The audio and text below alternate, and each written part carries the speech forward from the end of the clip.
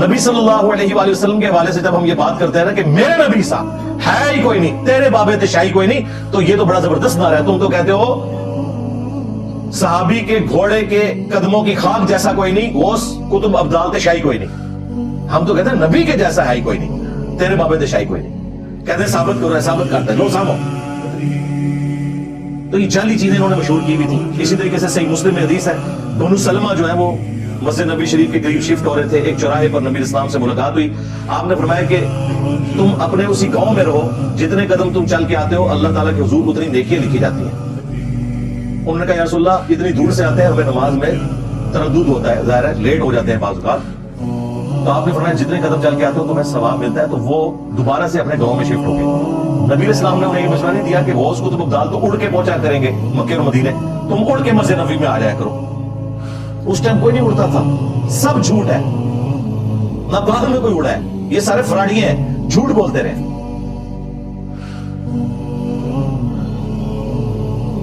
کرامت نمبر 4، وہ غوث پاک کا جو قصیدہ غوثیہ ہے اس میں وہ شرک لکھا ہوا ہے. اس کا میں نے الگ سے پوسٹ مارٹم کی ویڈیوز میں کیا ہے. یہاں پہ میں صرف ایک چیز جو ڈاکٹر طیب قادری صاحب نے بیان کی ہے کہ غوث پاک فرماتے تھے ہر ولی کی گردن پہ میرا پاؤں ہے. آپ نے فرمایا قدمی حاضی علی رقبت کل ولی اللہ، میرا قدم ہر ولی کی گردن پر ہے. اور پھر وہ کہتے ہیں انہوں نے کہا تمام اولیاء کی، اور وہ اس طرح وہ کر رہے ہیں جس طرح پتہ نہیں وہ شروع سے لے کے آخر تک سارے کور کرنے کی کوشش کر رہے ہیں. حالانکہ ان کو پتہ ہی نہیں ہے کہ غوث پاک کا جو پردادا پیر ہے نا جنید بغدادی، وہ تو کہتا ہے کہ اولیاء میں بایزید بستامی کا وہ مرتبہ ہے جو حضرت جبرائیل علیہ السلام کا فرشتوں میں ہے. جنید بغدادی جو غوث پاک کے پیروں کے پیروں کے پیروں کا پیر ہے، وہ تو بایزید بستامی کو اولیاء کا سردار مانتا ہے. تم کہہ رہے ہو غوث پاک، تو غوث پاک نے کب یہ ڈیوٹی سنبھالی اور بایزید کب ریٹائر ہوا؟ جنید بغدادی تو اس کو مان رہا ہے، تو غوث پاک تو جنید بغدادی کے مقابلے میں شاہی کوئی نہیں ہے. پہلے تو یہ طے کرو نا کہ ہے کون اولیاء کا سردار. سب فراڈ ہے. اولیاء کے سردار سیدنا ابو بکر، عمر، عثمان و علی ہے رضی اللہ عنہم اجمعین وعلیہم السلام اجمعین. دوسری بات، اللہ کا جو ولی ہے اس میں تکبر ہوگا یا عاجزی؟ ہم کوئی کہہ دیں کہ اللہ کے فضل سے ہم نے یہ معاملہ اس طریقے سے بیان کیا کہ ہم سے پہلے کسی نے بیان نہیں کیا، حالانکہ یہ ریالٹی ہوتا ہے اور اس میں کوئی تکبر والا جملہ بھی نہیں. ہم قرآن و سنت کے درائم رکھ رہے ہیں. یہ کہتے ہیں تکبر کرتا ہے. اور تمہارا ابا کہہ رہا ہے تمام اولیاء کی گردنوں پہ میرا پاؤں ہے. اور کوکب نورانی نے کہا کہ میں تو صحابہ کی گردنوں پہ بھی پاؤں مانتا ہوں عبد القادر جیلانی کا. ہاں جی، کہتے ہیں تعویل یہ جیسے چھوٹا بچہ یہاں گردن پہ بیٹھ جاتا ہے نا، دیکھو کتا نہ کرنے سے کیے کچھ کہہ رہے، تو صحابہ کی گردن پہ اس طرح کا پاؤں ہے، باقیوں کا ڈائریکٹ پاؤں اور ڈریس رہتے ہوئے وڑ دیتے تھوڑے پیر میں. جھوٹے ہو. یہ لہذا یاد رکھیے یہ اولیاء میں صحابہ کرام کو لے کے آتے ہیں، یہ نہ سمجھیے گا ان کو نکالا ہوا انہوں نے.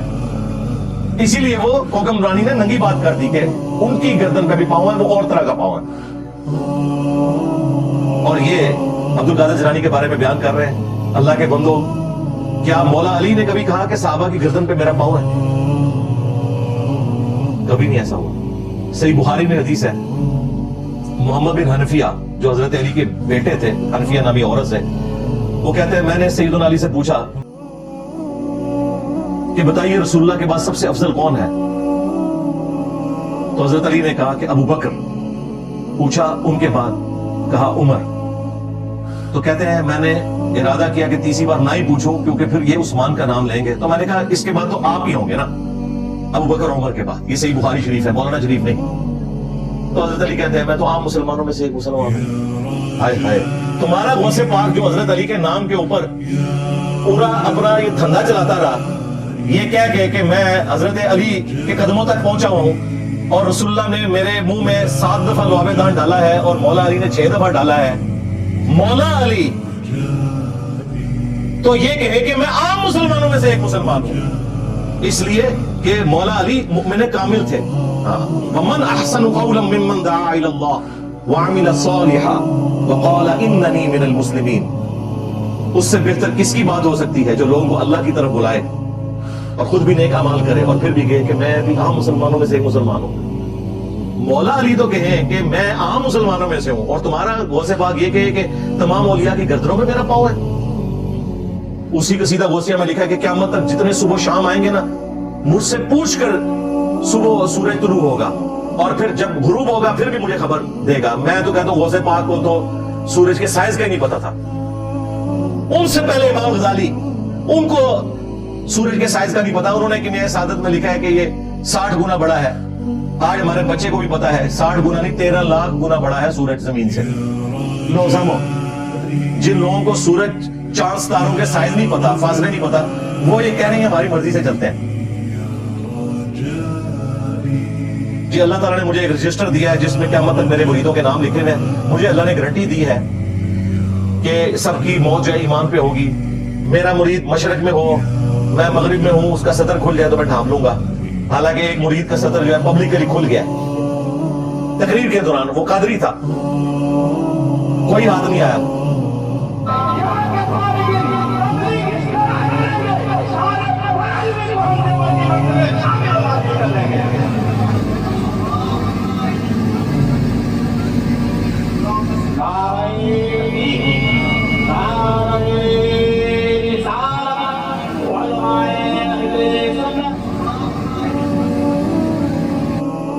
और ये मुझे बताएं रजिस्टर मिला हुआ है रसूलुल्लाह के बाद। अगर कोई शख्स ये कहता है मुझे कोई किताब, कोई रजिस्टर मिला हुआ है अल्लाह की तरफ से, इसका मतलब क्या है?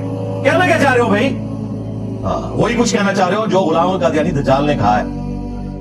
उसने नंगे तरीके से बात की, तुमने ढांप के वो बात की। और ये चूंकि इनकी डॉक्ट्रिन है, आज भी आप पीर मेर अली शाह साहब के मजार पे चले जाए गोल्डा, जुम्मे की नमाज के बाद जिस तरह बाकी मस्जिदों में मुस्तफा जाने रहमत पे लाखों सलाम पढ़ा जाता है ना, वहां अरबी में कसीदा गौसिया पढ़ा जाता है जुम्मे के बाद। मैंने कई साल जुम्मा वहां पढ़ा हुआ है। मैं तो बकायदा इंजीनियरिंग यूनिवर्सिटी जब टेक्सला में पढ़ता था, वहां से मैं ट्रेन में बैठ के जुम्मा पढ़ने के लिए, उन दिनों जुम्मे की छुट्टी हुआ करती थी यूनिवर्सिटी में, गोल्डा आया करता था। तो ये सारे तमाशे तो मैंने देखे हुए। जॉब के दौरान भी मैंने कई दफा जुम्मा पढ़ा वहां पे, कसीदा गौसिया पढ़ा जाता है जिसमें ये लिखा हुआ है, जिसके बारे में वो बाबा जानी के वो अतारी साहब बता रहे हैं कि बाबा जानी के जब अब्बा जी कसीदा गौसिया पढ़ते थे तो जो चारपाई है वो हवा में बुलंद हो जाती थी। हाँ, जाहिर है एडा शिर्क बोलोगे तो शैतान ने थलू चुगली होनी है, चारपाई तक नचदा होना है। हाँ, ये कमाल कार छड़ा है जनाब। ये सारा कुछ उसमें लिखा हुआ है ना, ये सारा कसीदा गौसिया।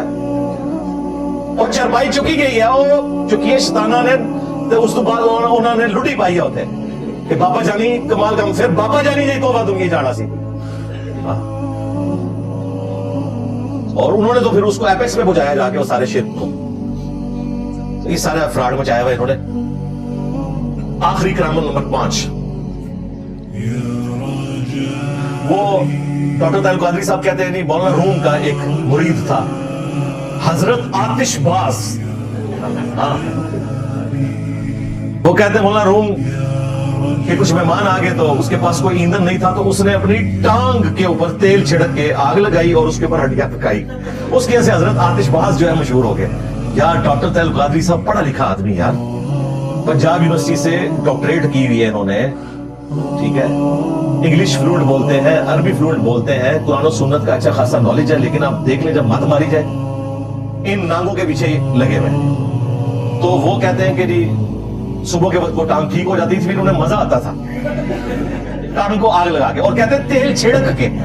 अच्छा मुझे ईमानदारी से बताएं, ये लकड़ी पे जब तेल छिड़क के आग लगाई जाती है, तेल कौन सा होता है? मट्टी का तेल। जबकि मौलाना रूम के मरने के भी कम से कम 500 साल बाद पहला तेल का कुआं दरियाफ्त हुआ है। और वही किसी बाबे ने किया ना, ना ना, बाबे बस नीचे देखते थे तो वो सातों जमीनें क्रॉस, तेल भी क्रॉस हो जाता था, ऊपर देखते थे अर्श तक पहुंच जाते थे। ये सारे बाबे हज उम्रे करने के लिए गए, किसी को तेल नहीं नजर आया। 1944 में अरामको, हजरत अमेरिका की हजरत अरामको कंपनी ने तेल दरियाफ्त किया और इकोनॉमी बूस्ट कर दी। आज 2000 अरब डॉलर उनकी आप समझ ले फॉरेन रिजर्व है सऊदी अरब के, किसी बाबे की वजह से नहीं। ये तो काफले लूटा करते थे, इतने गरीब थे ये अरबी। ये सारी इमारत इन 100 सालों के अंदर आई है।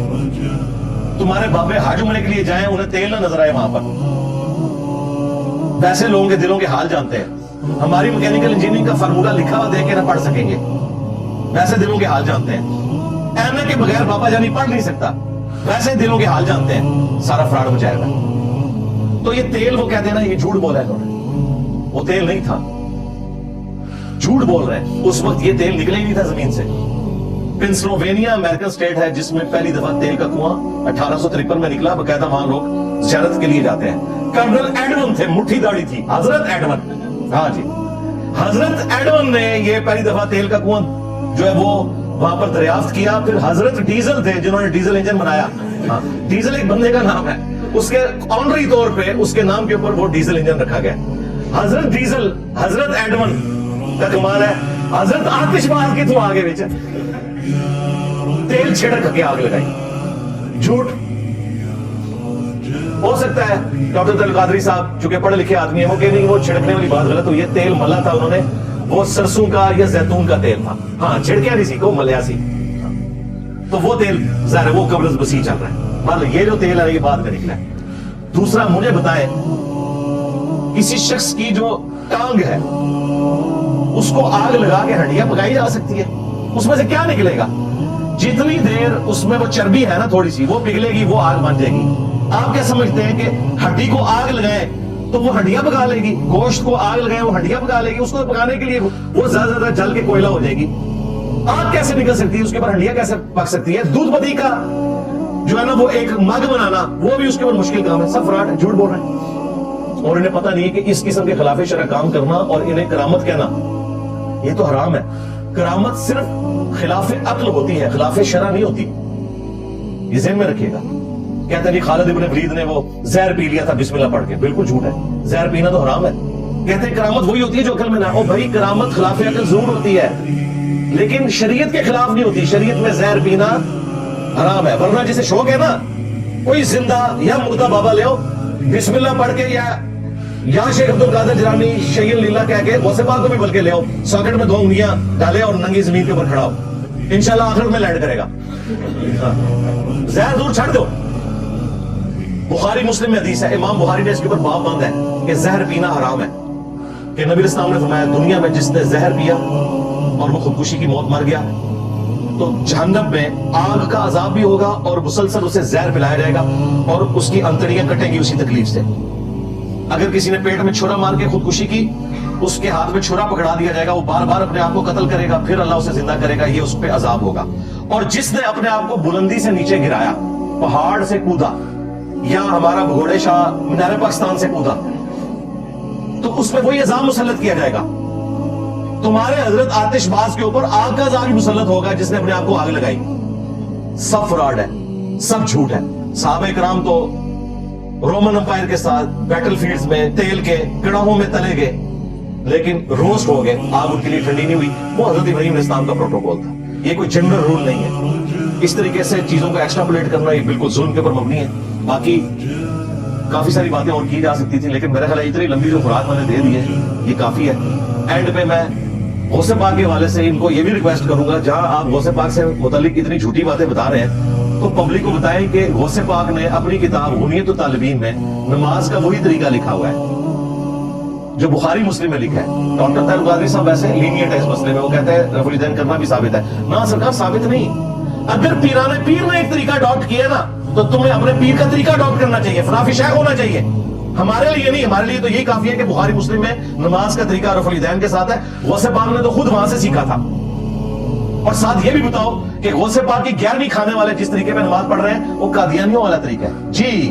हनफी बरेलवी, हनफी देवबंदी, हनफी कादियानी, कादियानी फिक में हनफी है और बगैर रफुल यदैन के नमाज पढ़ते हैं। हम और हमारे स्टूडेंट्स रफुल यदैन के साथ नमाज पढ़ते हैं जो बुखारी मुस्लिम में लिखा है और तुम्हारे गौसे पाक ने भी लिखा, और उनसे भी बड़े बुजुर्ग इमाम गजाली, उन्होंने कि मियां सादत में नमाज का तरीका यही लिखा हुआ है। लो समो।